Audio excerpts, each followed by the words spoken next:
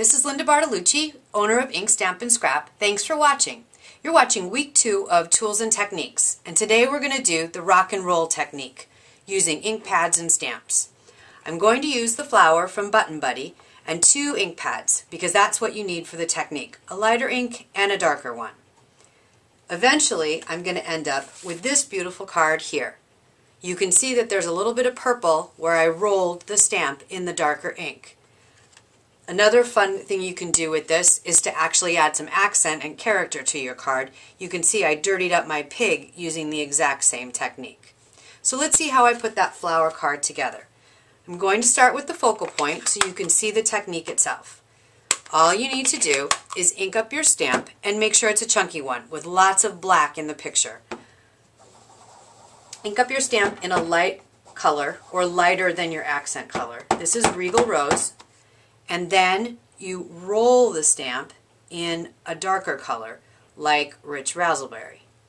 And then you take your cardstock that you're going to stamp on. I know I'm going to punch this out, so I just need to make sure that the whole stamp ends up on the paper. And there we go. I have a great, nice accent going here with my Rich Razzleberry and a beautiful color with my Regal Rose flower. Now I can finish up the card for you. So the first thing I'm going to do is punch out my Regal Rose flower. So all I do is slide my flower into the punch, line up the image with the petals of the punch, and squeeze. There we go. Beautiful focal point. Now you'll notice on the finished card I had a button in the middle. I've already taken the time to punch that out with my button Sizzlet and my Big Shot, and there we go. I like to use glue dots. Taking the object, pulling the glue dot off makes life really easy. I also already ran the card through the Big Shot and accented it with the polka dot folder, so that's all ready to go too. But let me show you how the rest of it goes together. I'm going to take some snail and I'm going to put my Rich Razzleberry Designer Series paper that comes in a package with all the bright colors in the center of the card.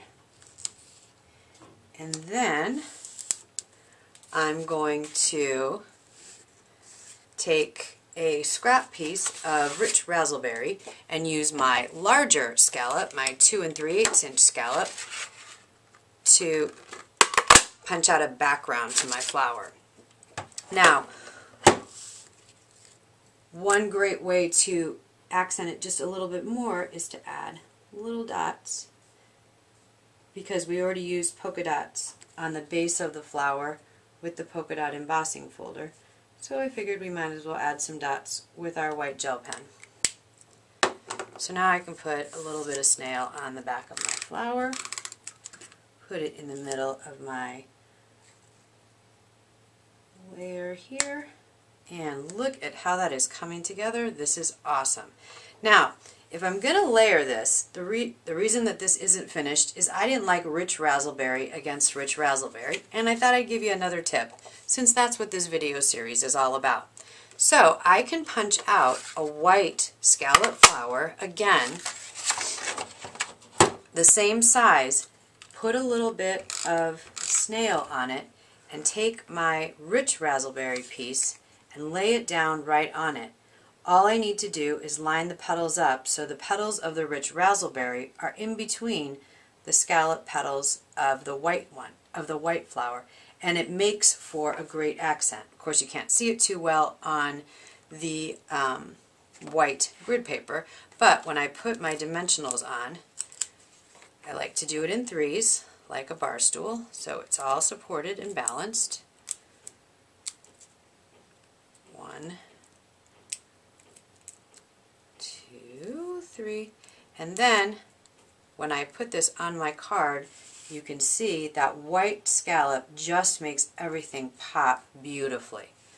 But it's not finished yet because we need to make this a birthday card, so I'm going to use the polka dot frame from 4 Frames and my very well loved and used Happy Birthday from Teeny Tiny Wishes. So I'm going to go back to my Regal Rose and I'm going to stamp Happy Birthday on a scrap piece of white paper. And then I'm going to go back to my Rich Razzleberry and I'm going to stamp the polka dot frame on that same piece of scratch paper. I'm just going to do it at the other end. Get it really good, rub, tap, and stamp. Okay, oh, not so good. All right, let's try that again. And I just inked these up too. Or at least I thought I did. Maybe I missed this guy. Let's try the other side, because you don't want to waste paper. 1, 2, 3, and oh, much better. Okay, so now I'm going to take my Modern Label punch, and I'm going to punch out the happy birthday, and then remember I have to flip this over because I was happier with that one, and I'm going to punch out my frame with the decorative label punch.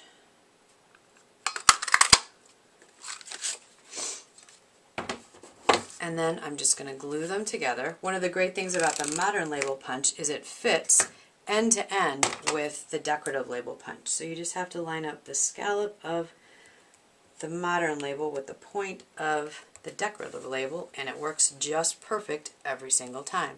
Now, because I want my flower to pop so much, I'm just going to use Snail to attach this greeting, and voila, my card is done. So, thanks for joining me. I hope you enjoyed learning about the rock and roll technique. Whether you like to do a flower or just accent up your pig, you can have a great time with this. Have a great day.